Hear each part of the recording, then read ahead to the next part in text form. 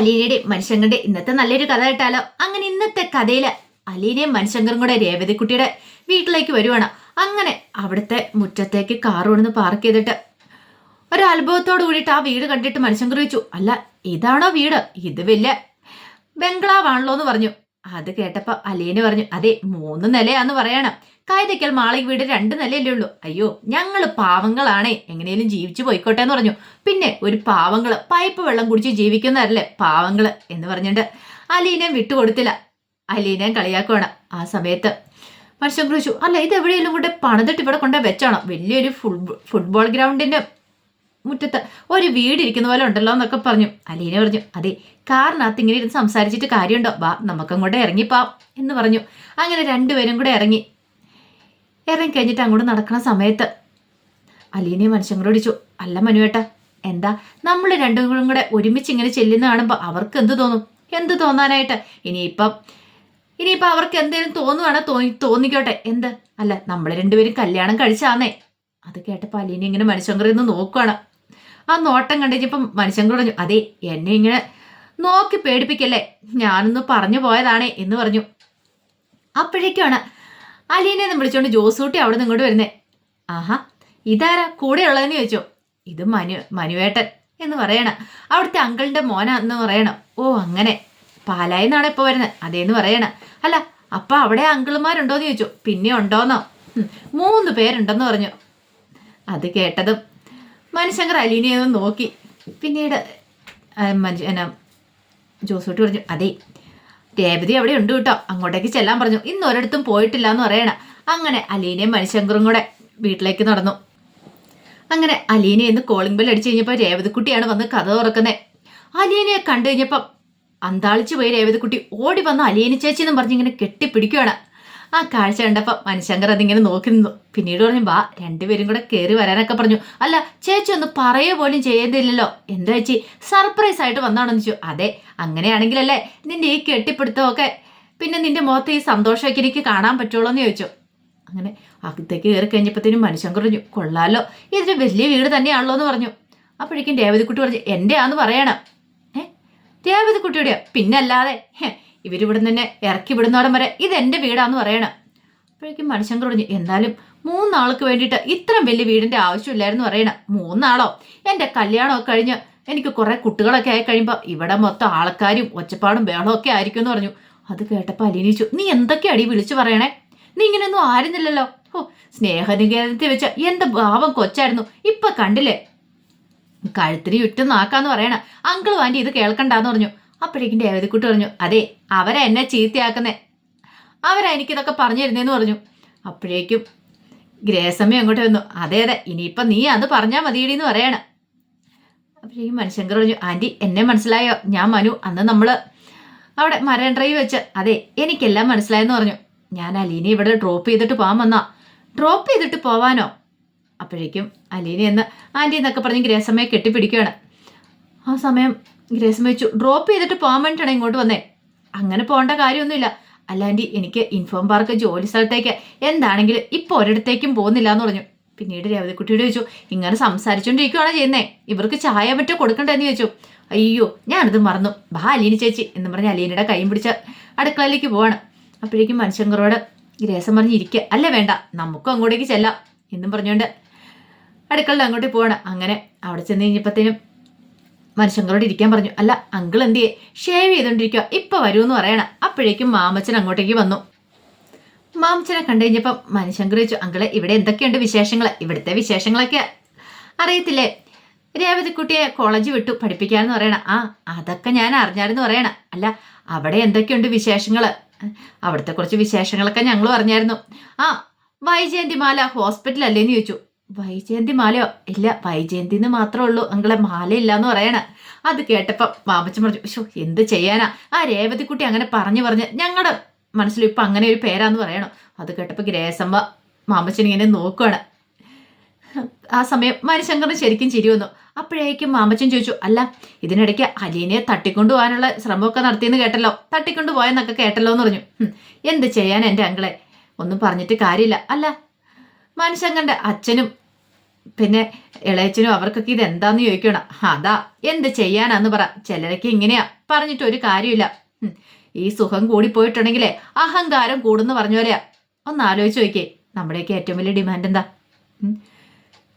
ഒരിത്തിരി വെള്ളം തരാവോ, ദാഹിക്കുന്നുണ്ട്. അല്ലെങ്കിൽ ഇച്ചിരി ആഹാരം കഴിക്കാൻ തരാവോ, വിശക്കുന്നുണ്ട്. അങ്ങനെയല്ലേ? പക്ഷേങ്കിൽ അതിനപ്പുറത്തേക്കാണെങ്കിലോ എത്ര കിട്ടിയാലും മനുഷ്യന് മതിയാവുമോ? ഇല്ല. അതും കൊണ്ടൊക്കെ മനുഷ്യൻ തൃപ്തിപ്പെടുന്നുണ്ടോ? ആഹാരം വെള്ളം കിട്ടിയ മനുഷ്യൻ തൃപ്തനാണോ? ഒരിക്കലുമില്ല. അതെ, രാജ്യം മൊത്തം കീഴടക്കി എന്ന് പറഞ്ഞാലും ഒരു മനുഷ്യന് തൃപ്തിയാകാൻ പറ്റില്ല. അതുകൊണ്ടല്ലേ രാജാക്കന്മാരൊക്കെ അയൽ രാജ്യം കൂടെ പിടിച്ചടക്കാൻ നടന്നേ. അതുമാത്രമല്ല, കുറേ ഷിപ്പും അങ്ങനെയുള്ള കാര്യങ്ങളൊക്കെ ഉള്ളവർക്ക്, ഇഷ്ടംപോലെ ബിസിനസ്സും കാര്യങ്ങളൊക്കെ ഉള്ളവർക്ക് അതുകൊണ്ട് തൃപ്തനാണോ? അയാൾ ഒരിക്കലും അല്ല. അയാൾ വീണ്ടും വീണ്ടും പിടിച്ചടക്കാൻ വേണ്ടി നടക്കും. എന്നിട്ടോ ഒന്നും ശരിയാവത്തില്ല. അതുപോലെ തന്നെ നല്ല ഭാര്യയും ഭർത്താവും കുടുംബമൊക്കെ ഉണ്ടെങ്കിൽ അവിടെയും പ്രശ്നങ്ങളുണ്ടാവും. അവര് പ്രശ്നം, ബന്ധുക്കാർ പ്രശ്നം, ഇവര് പ്രശ്നം എന്നും പറഞ്ഞ് ഓരോ ദിവസം ഓരോരോ പ്രശ്നങ്ങളൊക്കെ ആയിരിക്കും. അതൊക്കെയാണ് നമ്മുടെ ജീവിതത്തിൽ ഡെയിലി നടന്നുകൊണ്ടിരിക്കുന്നത്. ഇതൊക്കെ തന്നെയാണ് അവിടെ. എന്ത് ചെയ്യാനെന്ന് പറയാങ്ങളെ, പറഞ്ഞിട്ട് കാര്യമില്ല എന്ന് പറഞ്ഞു. അപ്പോഴേക്കാണ് അങ്ങനെ കുടിക്കാനുള്ള ജ്യൂസൊക്കെ ആയിട്ട് രേവതിക്കുട്ടി അലീനയും കൂടെ അങ്ങോട്ട് വരുന്നേ. അങ്ങനെ ജ്യൂസൊക്കെ കൊണ്ടുവച്ചിട്ട് രേവതിക്കുട്ടി ചോദിച്ചു, വന്ന ഉടനെ മനുവായിട്ട് മൈക്ക് കയ്യിലെടുത്തോന്ന് ചോദിച്ചു. അങ്ങനെയൊന്നും ഇല്ലാന്ന് പറയണ. ഗ്രേസം പറഞ്ഞു, മാനിച്ചെങ്കർ കുറെ കാര്യങ്ങളൊക്കെ പറയാം, അതെല്ലാം സത്യമായിട്ടുള്ള കാര്യങ്ങളാന്ന് പറഞ്ഞു. എന്ത് കാര്യങ്ങള്? ഞങ്ങളും കൂടെ അറിയട്ടെ എന്ത് കാര്യങ്ങളാന്ന്. അപ്പോഴേക്കും മാമച്ചൻ പറഞ്ഞു, എന്ത് കാര്യങ്ങള്? കൊല്ലപ്പള്ളി വീട്ടിലും കടപ്പാട്ട് വീട്ടിലും കുറച്ച് കാര്യങ്ങളൊക്കെ.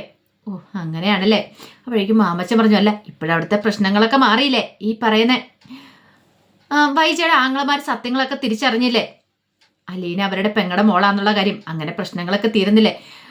എനിക്കൊരു അച്ഛനും കിട്ടിയില്ലേന്ന് ചോദിച്ചു. മനുഷ്യൻ കുറഞ്ഞ കാര്യമൊക്കെ ശരി തന്നെ അങ്കളെ. പക്ഷേങ്കില് പ്രധാന ആൾ ഇപ്പോഴും അറിഞ്ഞിട്ടില്ല. പ്രധാന ആൾ ഇപ്പോഴും ശത്രുവായിട്ട് തന്നെയാ കാണുന്ന അലീനെ. ഇത് കേട്ടപ്പോ രേവതിക്കുട്ടി പറഞ്ഞു, വൈജയന്തിമാലയല്ലേ? അവരുടെ പേര് കേൾക്കുന്ന തന്നെ എനിക്ക് ഇഷ്ടമില്ല എന്ന് പറഞ്ഞു. അപ്പോഴേക്കും ഗ്രേസം ചോദിച്ചു, നീ എന്താടി പറയണമെന്ന് ചോദിച്ചു. അതെ, എനിക്ക് അവരുടെ പേര് കേൾക്കുന്ന ഇഷ്ടമില്ല ആൻറ്റി. എന്തോ ചൊറിയുമ്പോഴും ദേഹത്തോടെ കയറുന്ന പോലെ ഒരു അസ്വസ്ഥയാന്ന് പറഞ്ഞു. അതെ മനു, നീ ഇതൊന്നും കാര്യമായിട്ട് എടുക്കണ്ട കേട്ടോ അവള് പറയുന്നേ. അത് കേട്ടപ്പോൾ മനുശങ്കർ ചിരിച്ചു. അപ്പോഴേക്കും അലീന പറഞ്ഞു, നീ എന്തൊക്കെയാ പറയണമെന്ന് ചോദിച്ചു. അതെ, ഞാൻ പറയാനുള്ള പറയും. എനിക്ക് അവരെ ഇഷ്ടമില്ല, അവരുടെ സ്വഭാവം എനിക്ക് ഇഷ്ടമില്ല. അവിടെ വന്നപ്പോൾ തന്നെ എനിക്ക് ഒട്ടും അങ്ങോട്ട് സഹിച്ച കാര്യമില്ല എന്ന് പറഞ്ഞു. കാരണം രേവതിക്കുട്ടിക്ക് വൈജയന്തിയുടെ പേര് കേൾക്കുന്ന പോലും ഇഷ്ടമുണ്ടായിരുന്നില്ല. പിന്നീട് ഗ്രേസം പറഞ്ഞു, അയ്യോ ഒരു കാര്യം പറയാൻ മറന്നുപോയി അലീനെന്ന് പറഞ്ഞു. എന്താ ആൻറ്റീന്ന് ചോദിച്ചു. അതെ, രേവതിക്കുട്ടിയെ കാണാനായിട്ട് ഇവിടെ ഇടയ്ക്കൊരാൾ വന്നായിരുന്നു പറയണം. അതാരാ വന്നേ? അല്ല, അയാൾ പറഞ്ഞൊക്കെ വെച്ച് ശരിയാണെങ്കിൽ രേവതിക്കുട്ടിയുടെ അപ്പൂപ്പനായിട്ട് വരുമെന്ന് പറഞ്ഞു. രേവതിക്കുട്ടിയുടെ അപ്പൂപ്പനോ? അതേന്ന് പറഞ്ഞു. കാര്യങ്ങളൊക്കെ കേട്ട് കഴിഞ്ഞപ്പോൾ ഞങ്ങൾക്ക് മനസ്സിലായി. അത് മാത്രമല്ല, രേവതിക്കുട്ടിയുടെ അച്ഛനും ഇപ്പൊ ജീവനോടെ ഉണ്ടെന്ന് പറയണേ. ജീവനോടെ ഉണ്ടെന്നോ? എന്തൊക്കെയാ ആൻറ്റി പറയണൊന്നും മനസ്സിലായില്ലെന്ന് പറയണം.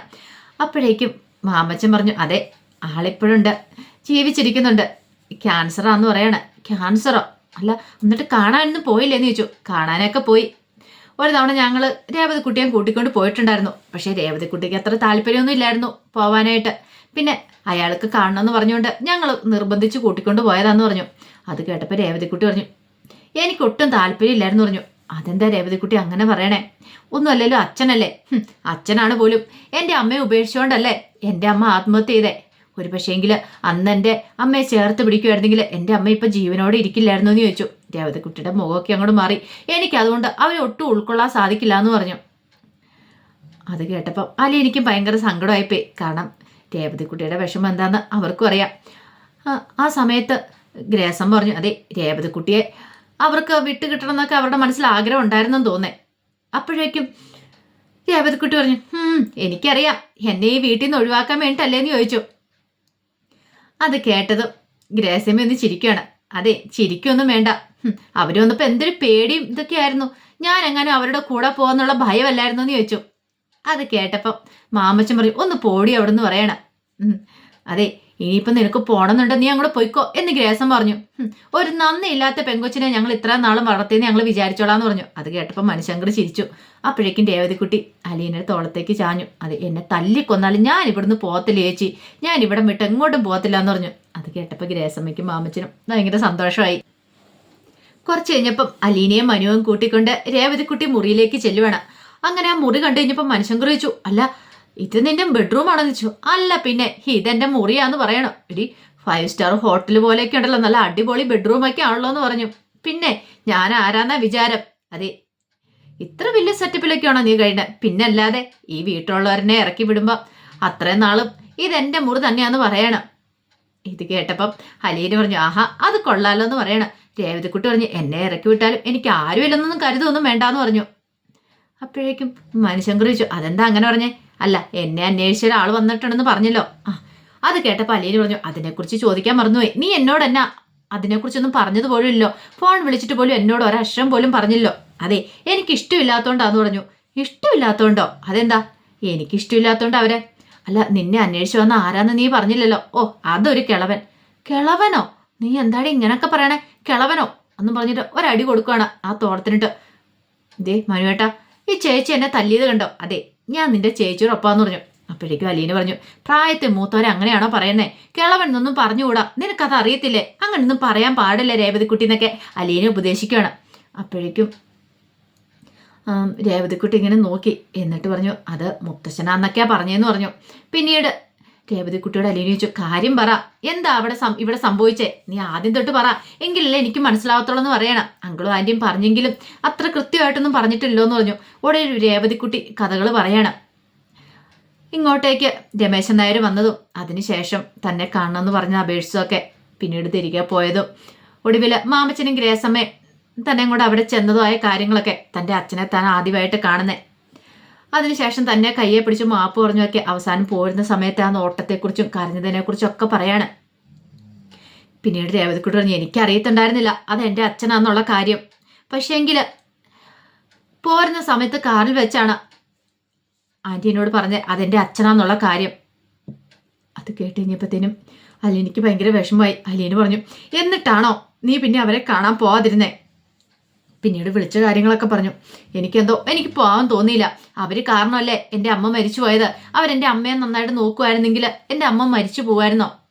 അലീന പറഞ്ഞു, അതൊക്കെ അവരുടെ ഓരോ സാഹചര്യങ്ങളായിരിക്കും. അവരുടെ സാഹചര്യം എന്താ നമുക്കറിയില്ല. അതുകൊണ്ടായിരിക്കും അവർ അന്നത്തെ സമയത്ത് അങ്ങനെ ചെയ്തേ. അതിന് നീ അവരെ ദ്രോഹിക്കേണ്ട കാര്യമുണ്ടോ? നിന്നെ കാണാൻ വന്ന സമയത്ത് നീ അവരോട് സ്നേഹം കാണിക്കുമായിരുന്നല്ലോ ചെയ്യേണ്ടത്. അല്ലെങ്കിൽ നിന്നെ കണ്ടു കഴിഞ്ഞപ്പോൾ നിന്റെ അച്ഛൻ എത്രമാത്രം സന്തോഷമായി കാണും. ഒരു പക്ഷേങ്കിൽ ക്യാൻസർ വന്നിരിക്കുവാന്നല്ലേ പറഞ്ഞേ. അദ്ദേഹത്തിന് ഒരു നേരത്ത് മരുന്നിനേക്കാളും ബലം ചെയ്യും നിന്നെ കണ്ടത്. ചിലപ്പം മനസ്സിൽ ഒരുപാട് ആശ്വാസം തോന്നിക്കാണും. ജീവിതത്തിലേക്ക് ചിലപ്പം തിരിച്ചു വരുന്ന പോലെ ഒരു ഫീല് തോന്നിക്കാണുമായിരിക്കും എന്ന് പറഞ്ഞു. അത് കേട്ടപ്പോൾ രേവതിക്കുട്ടി പറഞ്ഞു, ചേച്ചി അതെ, നമ്മളെ കൊണ്ട് മറ്റുള്ള മനുഷ്യർക്ക് ഉപകാരം ഉണ്ടാവണമെങ്കിൽ നല്ല കാര്യമല്ലേ രേവതിക്കുട്ടി? ഒന്നും അല്ലെങ്കിലും നിന്റെ അച്ഛനല്ലേ? അച്ഛനും അമ്മയില്ലാത്ത എത്രയോ പേര് ഈ ലോകത്തിലുണ്ട്. അവരുടെ വിഷമം നിനക്കറിയാവുന്നതല്ലേ? എന്നിട്ടാണോ നിനക്കിങ്ങനെ അവസരം കിട്ടിയപ്പോൾ നീ തള്ളിക്കളഞ്ഞേ? അപ്പോഴേക്കും മനുഷ്യൻ പറഞ്ഞു, അത് ശരിയാ രേവതിക്കുട്ടി. ദേ ഈ നിൽക്കുന്ന അലീന പോലും ഉണ്ടല്ലോ, അലീനയുടെ കാര്യം അറിയാലോ. അപ്പോഴേക്കും രേവതിക്കുട്ടി പറഞ്ഞു, അത് പറയാതിരിക്കുന്ന ഭേദം. ചേച്ചിക്ക് അമ്മയുണ്ടെന്ന് പറഞ്ഞിട്ട് എന്താ കാര്യം? ചേച്ചിനെ അമ്മ അംഗീകരിക്കുന്ന പോലും ഇല്ലല്ലോ. അതുപോലെയുള്ള സ്വഭാവം അല്ലേന്ന് ചോദിച്ചു. അലീന പറഞ്ഞു, അമ്മ അംഗീകരിച്ചില്ലെങ്കിലും എനിക്ക് അച്ഛനെ കിട്ടിയില്ല രേവതിക്കുട്ടി. ഞാൻ എത്രമാത്രം ആഗ്രഹിക്കുന്നുണ്ട് അമ്മ എന്നെ ഒന്ന് തിരിച്ചറിയാനായിട്ട്, എന്നെ മോളെ നിന്ന് വിളിക്കാൻ വേണ്ടിയിട്ട്. ആ സ്ഥാനത്താണ് നിന്റെ സ്വന്തം അച്ഛൻ വന്നിരിക്കുന്നത്. അവർക്ക് നിന്നോട് അത്രമാത്രം സ്നേഹമാണ്. ആ മുത്തശ്ശനെ നീ ഒന്ന് ഓർത്തു വയ്ക്കേ. ആ മുത്തശ്ശനെ നിന്നെ കണ്ടു കഴിഞ്ഞപ്പോൾ എത്രമാത്രം സന്തോഷമായി കാണും. അപ്പോഴേക്കും രേവതിക്കുട്ടി ഇങ്ങനെ ആലോചിച്ചു, താൻ ആദ്യമായിട്ട് തന്നെ മുത്തശ്ശനെ കണ്ടത്. ആ മനസ്സിന്റെ സന്തോഷം ഈ പ്രായത്തിലും അദ്ദേഹം അവിടെ നിന്ന് ഇവിടം വരെ വന്ന് നിന്നെ കാണാൻ കൂട്ടാക്കണമെങ്കിൽ എത്രമാത്രം മനസ്സിലാ ഒരാഗ്രഹം കാണും നിന്നെ കാണണമെന്ന്. ഇത് കേട്ടപ്പം മനുശങ്കർ പറഞ്ഞു, അതെ, ആ മുത്തശ്ശനെ ഒന്ന് ഓർത്താൽ മതി. എനിക്കും ഇങ്ങനെ ഉണ്ടായിരുന്നു ഇങ്ങനെ ഒരു മുത്തശ്ശൻ. അന്ന് ആ മുത്തശ്ശൻ ഇല്ലായിരുന്നെങ്കിൽ ഒരു പക്ഷേങ്കിൽ ഇപ്പം നമ്മളിങ്ങനെ ഇവിടെ നിന്ന് സംസാരിക്കില്ലായിരുന്നു. ആ മുത്തശ്ശൻ കാരണമാണ് അലീനയെ ഞാൻ കണ്ടെത്തിയെന്ന് പറഞ്ഞു. അത് കേട്ടപ്പോൾ രേവതിക്കുട്ടിക്ക് സങ്കടമായി. അലീന പറഞ്ഞു, ഒരിക്കലും നീ ഇനി അങ്ങനെ പെരുമാറരുത്. അവർക്ക് കാണണം തോന്നുമ്പോൾ നീ പോണം. കാണണം. നിന്റെ അച്ഛനല്ലേ, മരണത്തോട് മല്ലടിച്ച് കിടക്കുന്ന ആളല്ലേ. നീ വേറൊന്നും നോക്കണ്ട. അദ്ദേഹത്തിന് കൊടുക്കാൻ പറ്റുന്ന സ്നേഹം കൊടുക്കണം. ഇനി ആ മുത്തശ്ശനെ കാണുമ്പോൾ മുത്തശ്ശാന്നൊന്ന് വിളിക്കണം. അതൊക്കെയല്ലേ ഏറ്റവും വലിയ സന്തോഷം ഒരു ജീവിതത്തിൽ. അതൊക്കെ കേട്ട് കഴിഞ്ഞപ്പം രേവതിക്കുട്ടിക്ക് സങ്കടമായി. രേവതിക്കുട്ടി അലീനെ കെട്ടിപ്പിടിച്ചിട്ട് പറഞ്ഞു, സോറി ചേച്ചി, എനിക്ക് തെറ്റുപറ്റിപ്പോയി. ഇനി ചേച്ചി പറയുന്നോളെ ഞാൻ ചെയ്തോളാന്ന് പറഞ്ഞു. അത് കേട്ടപ്പോൾ അലീനയ്ക്ക് സന്തോഷമായി. അലീന രേവതിയെ കുട്ടിയെ ചേർത്ത് പിടിച്ച് ആശ്വസിപ്പിക്കുന്നുണ്ട്. ഇതേ സമയത്ത് ചില തീരുമാനങ്ങളൊക്കെ ബബിത എടുത്തു. ബബിത കടപ്പാട്ട് വീട്ടിൽ ചില തന്ത്രങ്ങളൊക്കെ മെനയാണ്. പിന്നീട് തൻ്റെ മുറിയിൽ നിന്ന് വലിയൊരു കത്രികയൊക്കെ എടുത്തു. അതൊക്കെയായിട്ട് താഴേക്ക് സ്റ്റെയർ കേസ് ഇറങ്ങി ചെല്ലുവാണ്. നേരെ അലീനയുടെ മുറി ലക്ഷ്യമാക്കിയിട്ട് ആരെങ്കിലും നോക്കുന്നുണ്ടെന്ന് നോക്കി. ഇല്ല, ആരും നോക്കുന്നില്ല. നേരെ അലീനയുടെ മുറിയിലേക്ക് കയറുവാണ്. അവളുടെ ഉദ്ദേശ ലക്ഷ്യം എന്താണെന്ന് അറിയത്തില്ല. അപ്പോൾ അതിൻ്റെ വിശേഷങ്ങളൊക്കെ എന്ന് കാണുന്നത്. ഇതിൻ്റെ ബാക്കി വിശേഷങ്ങളുമായിട്ട് വൈകുന്നേരത്തെ പ്രമോയി വരാട്ടോ. ഒരിക്കൽ കൂടി എല്ലാവർക്കും ശുഭദിനം നേർന്നുകൊണ്ട് നിർത്തുന്നു. നന്ദി.